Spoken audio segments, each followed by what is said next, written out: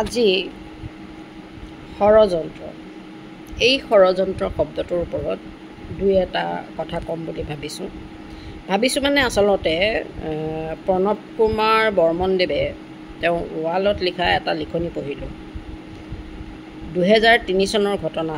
তেওঁলোক তেতিয়া ইউনিভাৰ্চিটিত পঢ়ি আছিলে আৰু সেইখিনি সময়তে জুবিন গাৰ্গৰ বিৰুদ্ধে এটা ষড়যন্ত্ৰ আৰম্ভ হৈছিলে। সেই লিখনিটো পঢ়ি সেই ষড়যন্ত্ৰটোৰ ওপৰতে শব্দটোৰ ওপৰত এটা কথা ক'বলৈ মন গ'ল।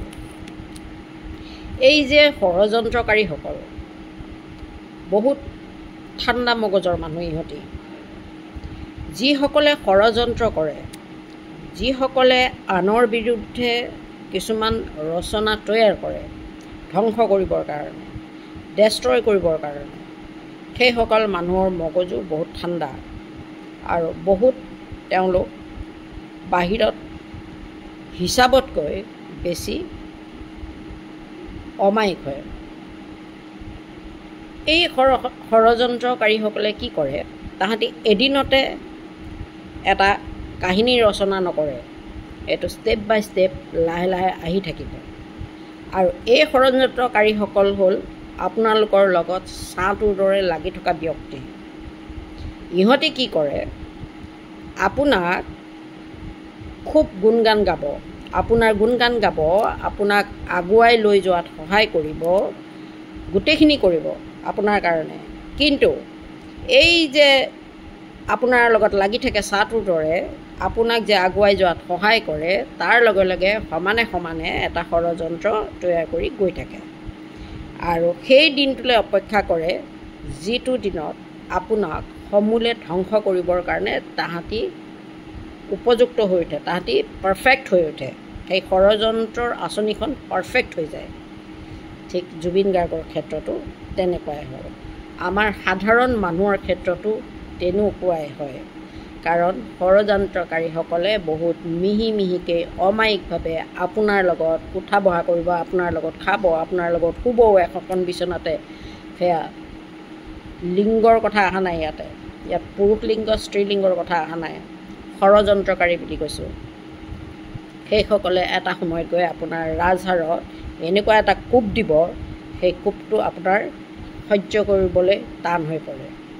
হয়তো আপুনি থিয় হৈ থাকিব সেই কোবটো পৰাৰ পিছতো, কিন্তু আপোনাক এনেকুৱা কৰি দিয়ে তাহাঁতি যে আপুনি হাজাৰ চিঞৰি চিঞৰি কথা ক'লেও মানুহে আপোনাৰ কথা বিশ্বাস কৰিবলৈ টান পায়।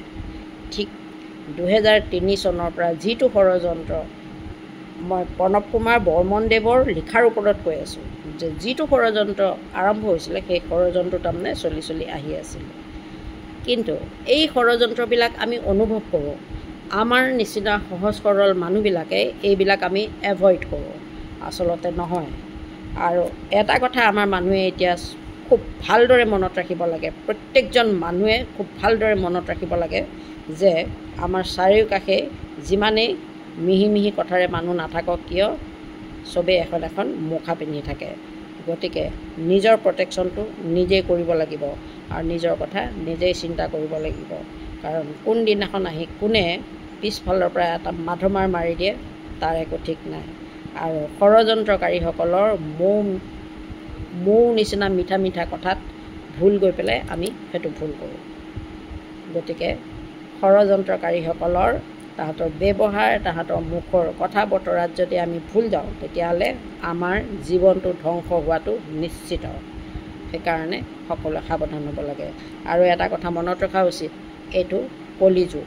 সকলোৱে নিজক প্ৰতিষ্ঠা কৰিবলৈ এনেকুৱাকৈ লাগিছে যে তাহাঁতি পাহৰি গৈছে যে কোনখিনি সময়ত কি কাম কৰিব লাগে।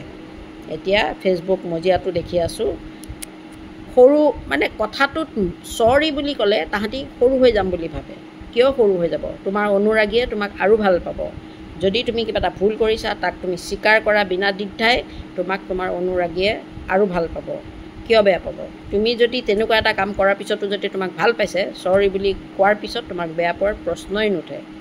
কিন্তু মানুহে সেইটো নকৰে আৰু একো ওপৰলৈ যায়। গতিকে সেই তেনেকুৱা ধৰণৰ মানুহবিলাকে এইটো বুজি নাপায় যে তেওঁলোকৰ আশে পাশে বহুত ষড়যন্ত্ৰ চলি থাকে।